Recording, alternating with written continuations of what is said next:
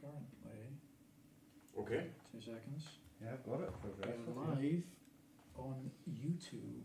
So, Callum has requested me to try and explain the difference between phase and polarity in audio in a simple manner, which is the only way I can do it because it's a very simple understanding I have of the matter.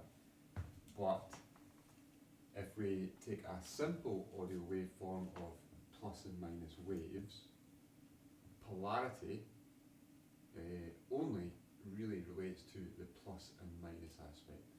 So when you're on a mixing console or a desk or in your EQ plugins or whatever, and you have a polarity button, not a phase one, a polarity button, it reverses the polarity by 180 degrees, which is me doing that.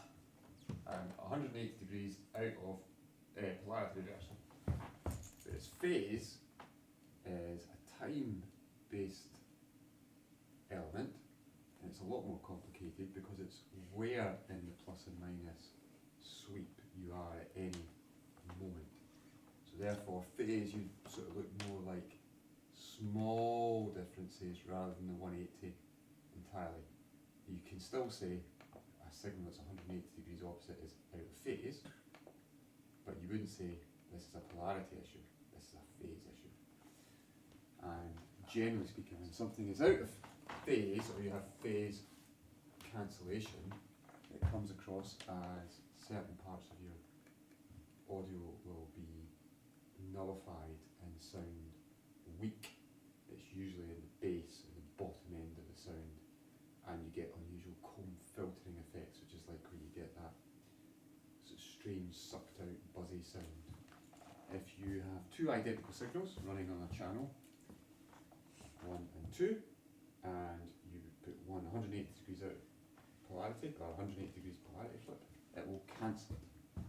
Whereas if you shift it in phase slightly, it will just start to make weird, sucky sounds instead.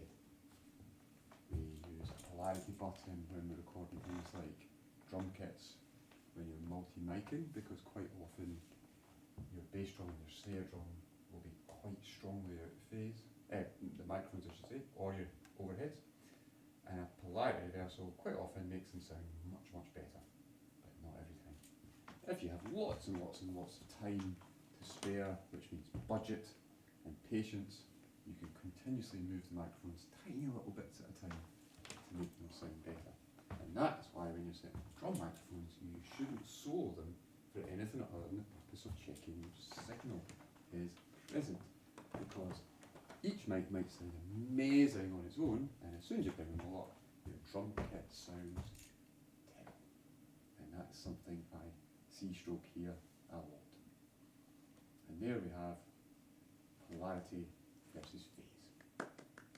Oh, well good, mate. Congratulations. And everybody wave to camera 2 at the back. Hi, camera 2. Which is 180 degrees. It's camera 2's out of phase. Well, at the moment I'm out of phase. Look, there's a phase change between the two cameras. Whereas this is a polarity change. Should be able to I see think I it, got shouldn't that.